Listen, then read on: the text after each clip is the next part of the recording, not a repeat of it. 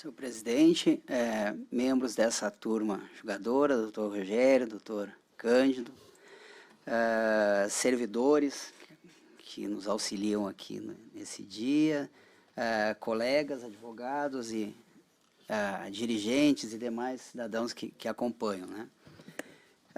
Como relatado, o que se postula aqui na ação, e eu inclusive tive a oportunidade de falar já com Vossa Excelência, não pretendo ocupar muito tempo, até para não me repetir, mas na verdade o que se procura, e que eu quero novamente ressaltar, o que se procura é a defesa, que talvez não tenha sido compreendido pela senhora juíza, é a defesa dos interesses aqui, e aqui a honra coletiva, a honra profissional coletiva, dos servidores, né? Não se pretendeu, talvez a compreensão que a juíza tenha dado, e aí não se pretendeu a defesa de um direito difuso, que seria o direito do sistema eleitoral, a honra do sistema eleitoral, se é que se possa dizer, mas a certeza ou a validade do sistema eleitoral. O que se pretendeu realmente, desde a inicial posta, foi a defesa dos interesses dos servidores, né, que estavam realmente sendo atingidos por pelas falas e pelas ditas do então presidente da República, repetido inclusive por órgãos do Poder Executivo, né? E esse direcionamento ele ficou muito claro na petição inicial, né, onde a gente deixou claro, por óbvio, e aqui eu peço desculpa para repetir e para transcrever, por óbvio que as repetidas e gravíssimas acusações do presidente da República, sempre desprovidas de qualquer prova material sobre fraudes no processo eleitoral brasileiro, têm tido as mais diversas repercussões negativas junto a servidores e servidores da Justiça Eleitoral. A mais evidente delas é a atribuição da pecha de partícipe de conspiração das urnas eletrônicas fraudadas, que impedem que se conheça o verdadeiro eleitoral. A verdade eleitoral. Nas suas mais variadas elaborações, essa acusação já é observada aos milhares nas redes sociais e aplicativos de mensagem. Portanto, é evidente que as servidores e servidores da Justiça Eleitoral estão a sofrer violação de direitos da personalidade, especialmente o direito à honra, com consequente dano moral. Hoje é voz corrente, e prosseguimos, entre as autoridades eleitorais e o corpo de servidores da Justiça Eleitoral, que se neste momento algo não for feito para estancar esta sequência de falsas alegações sobre fraudes nunca comprovadas, as próximas eleições presidenciais serão realizadas em clima de tensão, histeria e violência potencial sem paralelo no período posterior à redemocratização, o que, por evidente, coloca em risco a integridade das servidoras e servidores da Justiça Eleitoral. A presente ação civil pública tem por objeto a garantia e proteção dos direitos de personalidade dos substituídos processuais. Ou seja, não se pretendia defender a lisura do sistema eleitoral. É um fundamento, sim, da ação. É um fundamento por quê? Porque nós pedíamos, e os pedidos principais, até para proteger a honra e para proteger a própria integridade física dos servidores, eram pedidos interditórios, eram pedidos proibitivos, ou seja, que não houvesse mais, que a Justiça não permitisse essa manifestação. Justamente para assegurar, e dentro disso se fez a discussão da lisura. Né? Por quê?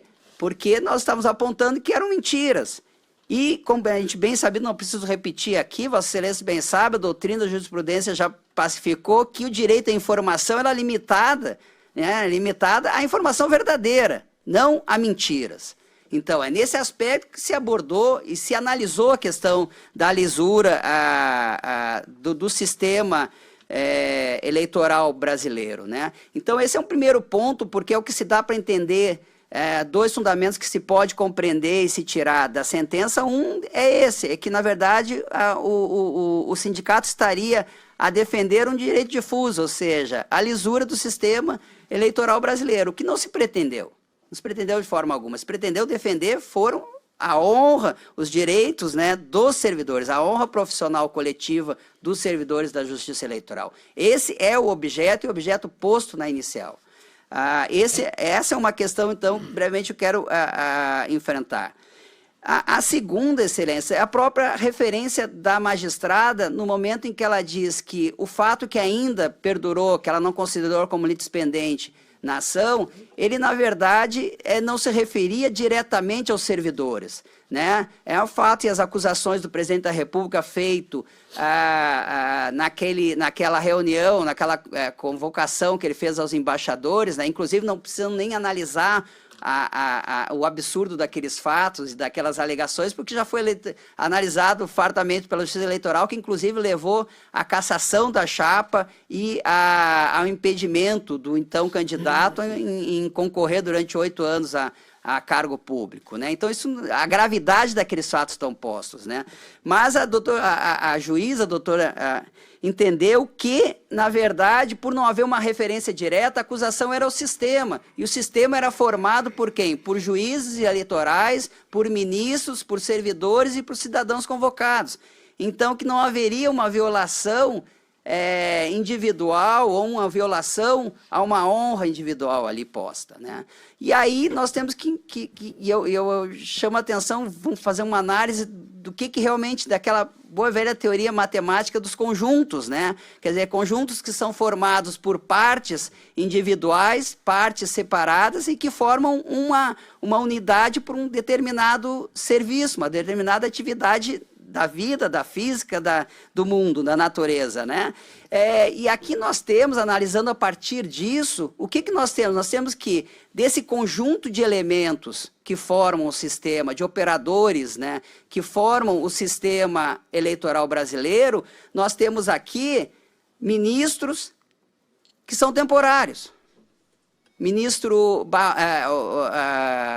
ministro Alexandre de Moraes, que recentemente foi inclusive agredido em função de toda essa propaganda feita, ele passará. Daqui 2 anos, se eu não me engano, é o ministro Fachin que presidirá. Ele será o problema para quem entende como problema e será atacado, né? A mesma coisa os juízes eleitorais passam, são temporários. Mesma coisa os cidadãos convocados para a eleição passam. Mas quem sempre permanece durante pelo menos 30 anos da sua vida profissional lá? Servidores. Desse conjunto formado, quem mostra a cara permanentemente, de forma definitiva, são os servidores, né, da junta eleitoral, que pode, até por uma unidade maior em Porto Alegre, fica mais diluída, aquela coisa, mas e nas cidades do interior? Onde são, no máximo, 2 servidores da justiça eleitoral, porque também sempre tem um convocado que passa, né? Esses ficam anos lá. Em Lavras do Sul, como é que funciona? Né? Ele continuará respondendo pelas tais das urnas, que eu não sei se funcionam ou não funcionam. Né? Como em qualquer outra cidade menor. Então, nós temos que analisar por essa perspectiva. Há uma agressão ao conjunto, há uma agressão ao sistema, mas o sistema é feito por pessoas e algumas dessas pessoas que são as substituídas, representadas pelo sindicato, ficam.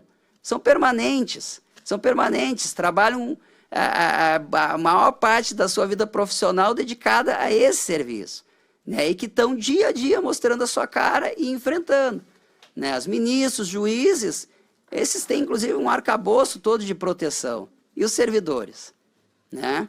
Então, é por esses motivos, Excelência, que realmente não há como se manter a sentença que, na verdade, tentou diluir uma consequência, né, entre um sistema que pode parecer amplo, mas que, na verdade, ele tem uma base, um pilar, que são seus servidores. E por esses motivos que entendemos nós que não se pode, por ser um sistema, não se pretender a proteção de pelo menos parte, ou de quem busca o judiciário para proteção e para, pelo menos agora, na consequência, um resgate de sua dignidade profissional. E é por esses fundamentos, então, que nós pedimos a reforma da sentença, né, inclusive o deferimento dos pedidos de todos, porque eles não são só dirigidos àqueles. São os pedidos, na verdade, impedem que o presidente da República e agentes do Poder Executivo continuem a desonrar, né, a desonrar ou difamar o sistema eleitoral, que tem uma consequência para os servidores representados. Por esse motivo, pedimos a reforma da sentença, Excelência.